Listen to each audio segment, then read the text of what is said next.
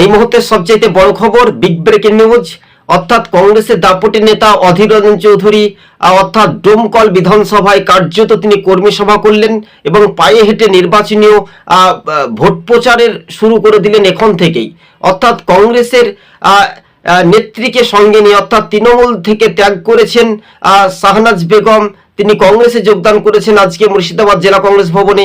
শাহনাজ বেগম অর্থাৎ দুপুরে কংগ্রেসে যোগদান, তারপর বিকেলে দেখা যাচ্ছে যে ডোমকলে অধীর রঞ্জন চৌধুরীর সঙ্গে কংগ্রেসের জনসভায় তাকেও দেখা গেল খোশ মেজাজে। তো আপনারা বুঝতেই পারছেন তৃণমূলের যে অবস্থা, তৃণমূলের যে রাজনৈতিক যে ভূমিকা, আর সেখানে তৃণমূলের ভোট ব্যাংক কিন্তু সত্যি সত্যি কমছে, বাস্তবে কমছে। তাই মুর্শিদাবাদে পুনরায় কংগ্রেস তাদের রাজনৈতিক দল ফিরে পেতে পারে। তাহলে কি তৃণমূলের ভোট ব্যাংক সত্যি কমবে? অবশ্যই কমতে পারে দর্শক বন্ধুগণ, কেননা তৃণমূলের অবস্থা এখন দুর্বল হচ্ছে, তাই উর্বর জমি দুর্বল হচ্ছে, তাই এবার শক্তি পাচ্ছে কংগ্রেসের দাপটে নেতাকর্মীরা।